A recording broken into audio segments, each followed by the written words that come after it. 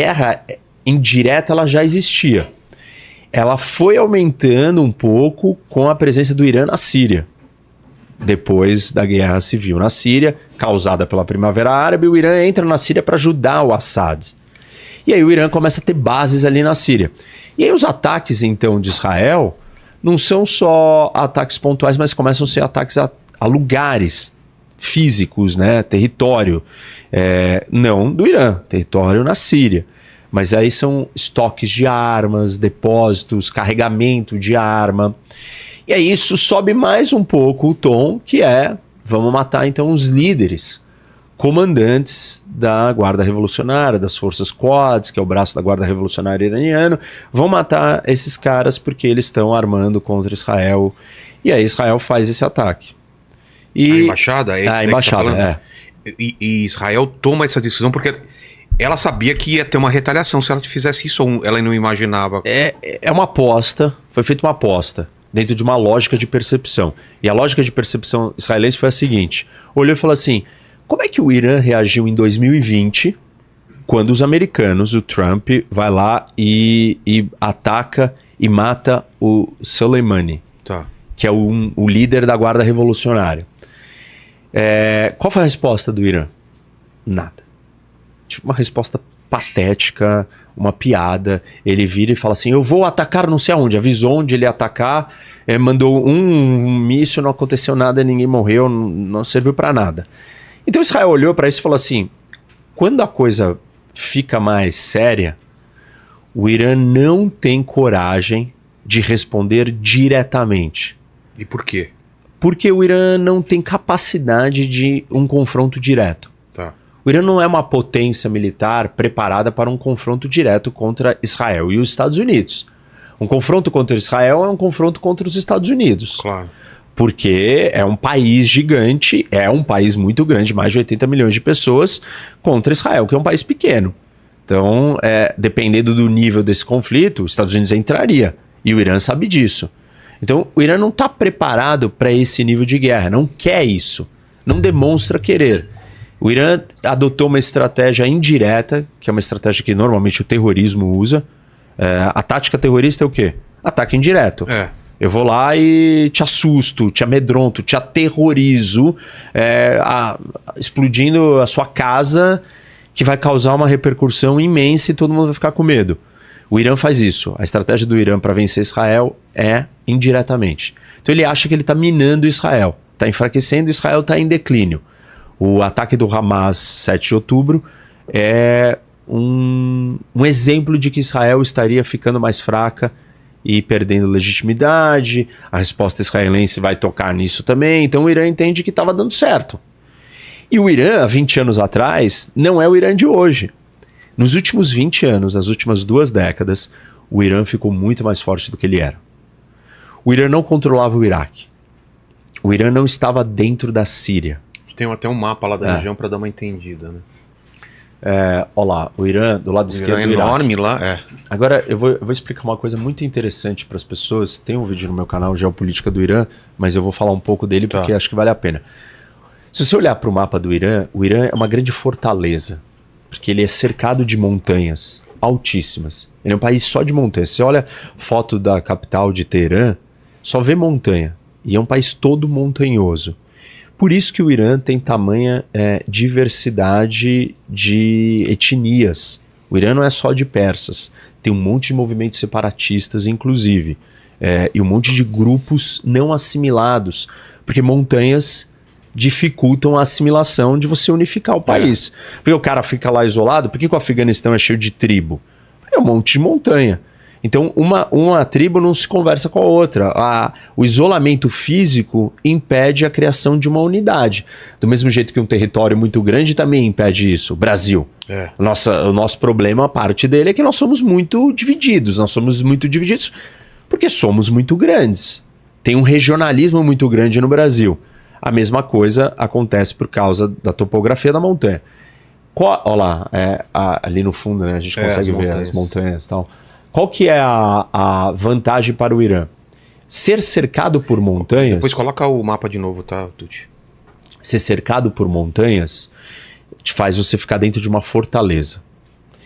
E a fortaleza te protege de ameaças externas. Raramente, assim, os mongóis chegaram perto ali, ninguém conseguiu entrar e invadir o Irã. Nunca. Numa invasão terrestre. O Irã não foi conquistado, assim, ele não sofreu tantas ameaças. Em parte por causa dessa geografia, né? Que ele está cercado e protegido. E aí, o benefício é que você está protegido, mas o problema, o obstáculo, é que você também não consegue sair com facilidade dali.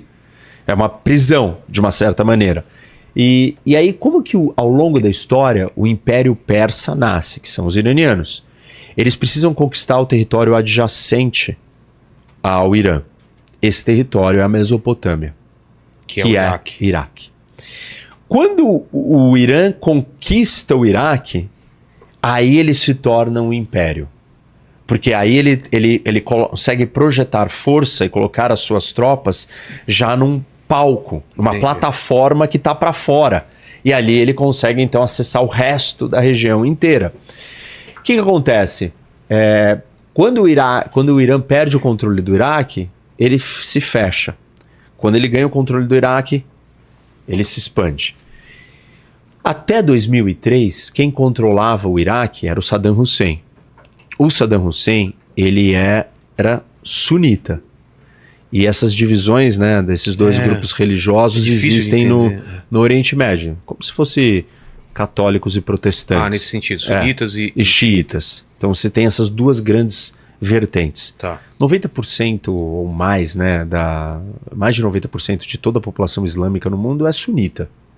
Uma minoria é xiita. E todos os xiitas estão concentrados, não todos, mas a grande maioria, dentro do Irã. Ah, é? É. E aí, assim, você tem xiita no Líbano, que é o Hezbollah. Você tem... na Síria você tem os alauítas, que é a família Assad, que são próximos aos xiitas. Mas se fosse colocar de uma maneira bem rasa a diferença entre sunita e xiita, é religiosa só? Religiosa. Tá. Tem a ver com a interpretação dos descendentes de Maomé e quem que deve governar a sociedade islâmica. Entendi. Uns acreditam que tem que ser de sangue e outros falam não. Vamos eleger alguém aqui, não vai ser um representante de sangue. Os xiitas eles são mais religiosos, mais restritos, rígidos nessas interpretações.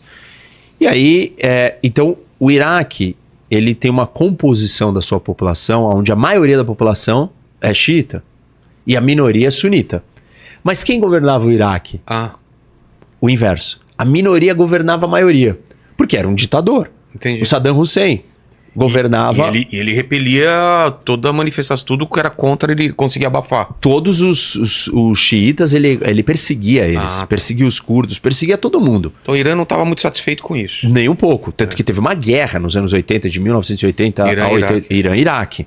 Inclusive, parte dessa guerra nós temos a Tank War, que é um pedaço da guerra que vira um conflito naval no Estreito de Hormuz, que é aquele pedaço ali na ponta de Omã, com Emirados Árabes, que é um lugar dos mais estratégicos da região. E ali a gente tem um modelo de medir o que seria um conflito para fechar o estreito. Porque essa é uma das ameaças que o Irã faz. O Irã diz, se vocês me atacarem, eu vou fechar o estreito de Hormuz. 30% de todo o petróleo do mundo passa por ali. Entendi. Por quê? Olha o que tem lá dentro. Volta, Emirados, Catar, Arábia Saudita, Kuwait, Iraque e Irã. Todos têm que navegar no Golfo Pérsico. Aí quando eles estão saindo do Golfo Pérsico, eles vão passar pelaquela pontinha. E quem tem a posição privilegiada na ponta é o Irã. Então o Irã poderia fechar.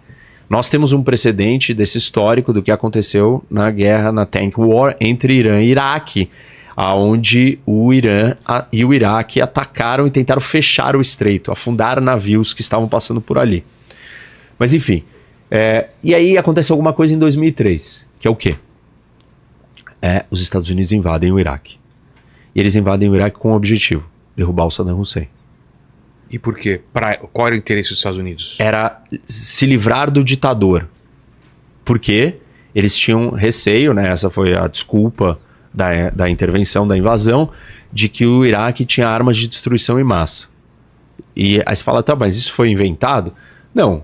O Iraque já tinha usado armas de destruição em massa contra seu próprio povo, contra os curdos. Nossa.